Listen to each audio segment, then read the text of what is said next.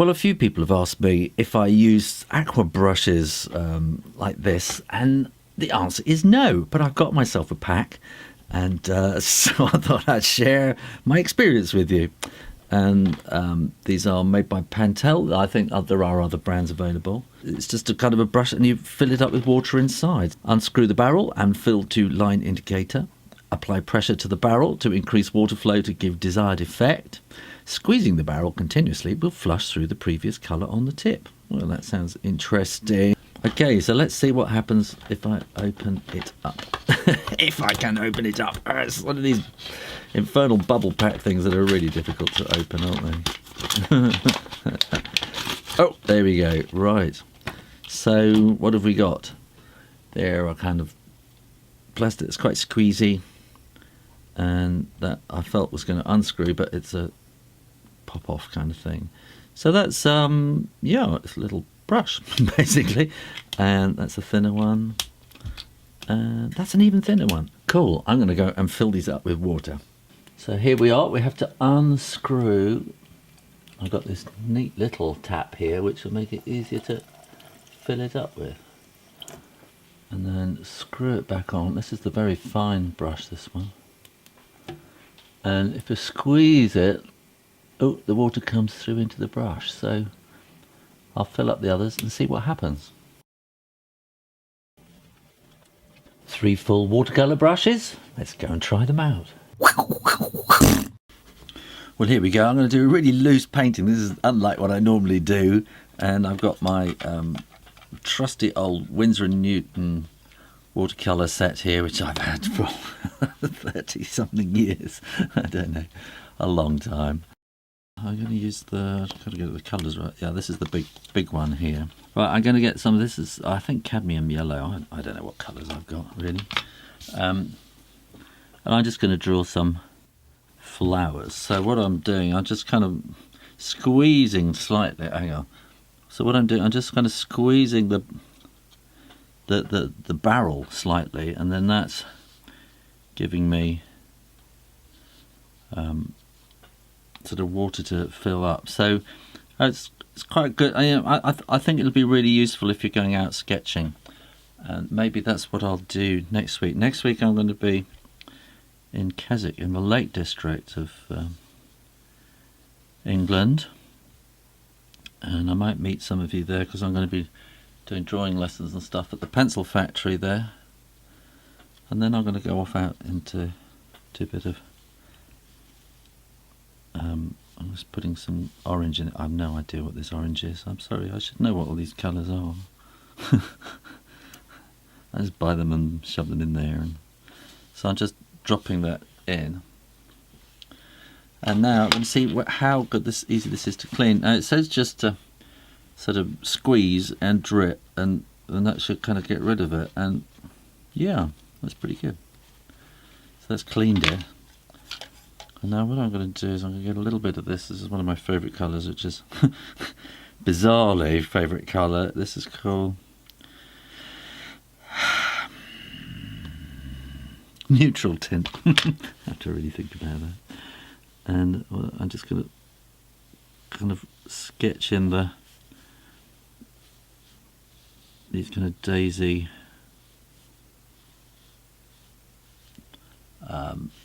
petals. And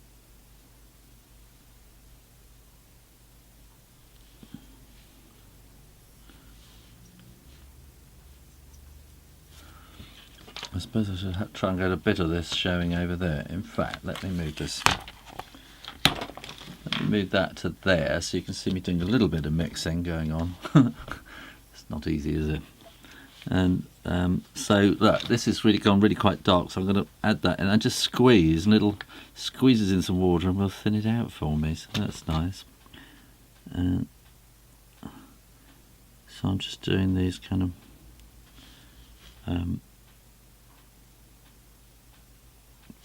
petals, just fairly random, some hiding behind other ones.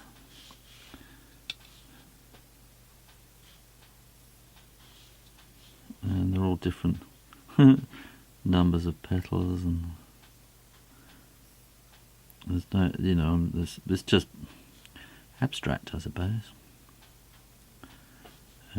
Talking of which, I know a few people have asked me about abstract. It's something I don't know a huge amount about, and I asked a friend of mine who's actually a photographer, but she kind of does abstract photography, and she's a bit of a philosopher too.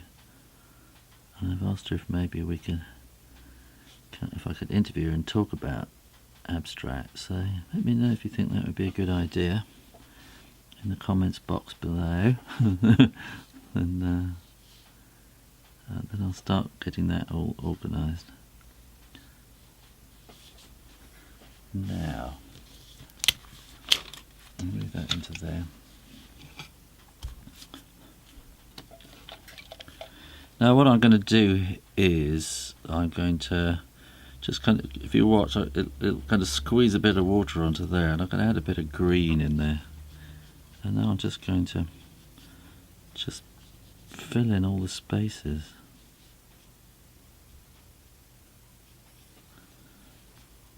I might speed this up.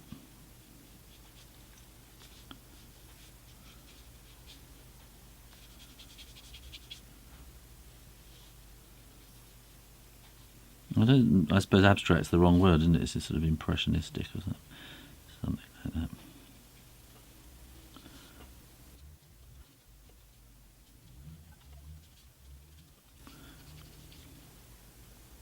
Actually, I think if I was doing this, normally I'd use a bigger brush. Because, you know, this is taking forever to fill in. And the bigger the brush, the faster you can fill in an area. And I think I'm doing these because I'm anticipating a long hot summer after this freezing cold, endless winter that we've been having. Spring just doesn't want to sprung. And squeeze a bit more water in there. Oh, that's gone quite a lot darker, isn't it? So what I can do there, you see, I can squeeze a bit of water in there just to kind of thin it down as I'm going along. So that's useful. I like that. Now, what I do want is to get this quite a bit darker below, and probably in those bits there as well. I want it kind of darkest in the middle of the bunch there. And this is painting wet on wet, which again is something I rarely do. I'm normally very kind of pernickety and finickly and in a more kind of, I suppose, photographic kind of way than this. But it's kind of fun to do this kind of thing every now and then. Just play.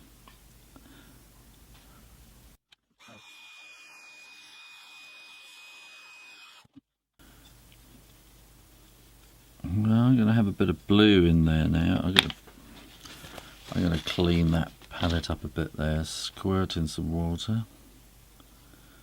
That's probably too much blue, but anyway. That's much too bright. Anyway, I'm going to put kind of a little bit of shadow behind the yellows there. Sort of a hint of sort of modelling on the petals. And you probably notice I'm doing this all with one brush, which is the big one. Let me try this little one here, and I'm going to use it for a different thing. I'll use it differently. I'll put a bit more green and a bit more water. Squeeze some water in there. Oh, I think I could do with a bit more, maybe a bit of dark bluiness in there. And you see, by drawing sideways, I'm getting a definite kind of brush mark there. So I'm just going to kind of lay down this little pattern, and I want them mostly mostly down below, underneath, so these are going to be kind of shadow effects in the dark below, in the flower bed, or in the vase if they might be. What's it? A vase of flowers, mightn't they? That's true. I hadn't thought of that. And so I'm using these as it's almost calligraphic, isn't it? Just to get a little kind of texture in there. And clean this brush. Let's see how this goes. So they say just flush it through, and it's quite a serious colour, isn't it? So I'm going to put a little bit of, make this a bit more. Squeeze it. There we are. No, that's still too light. So I'm going to want some of these to be below in the shadow. I think that will.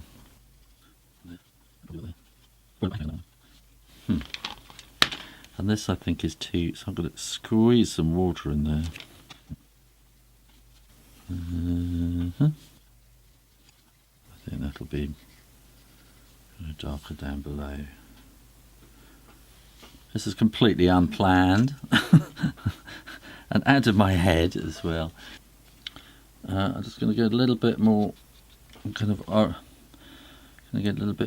oranginess just in there, just to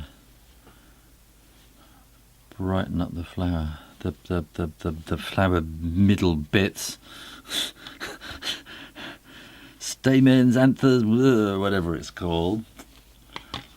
And then I'm just going to squirt out the orange from that, and I'm going to come back to this green here, and I'm going to a bit more blue in there, and then I think I just want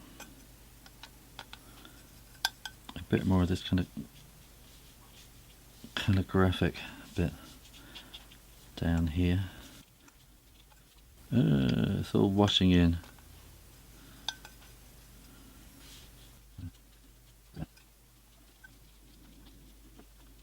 Well, there we go. I'm going to say that is it, and I think that was really quite interesting for me anyway. So I'm going to try squeezing out the last of the colours. I think some colours are going to stain the brush tips, and these are kind of a very fine nylon brush tips on there. And in a way it kind of reminds me a bit like my Copic markers, so I quite like that in them. And I think they're jolly good fun. So next week I will take them out with me, and I will do a kind of a landscape thing, because other people have been asking me to do landscapes as well, and we'll see how that goes. But I think that's quite fun.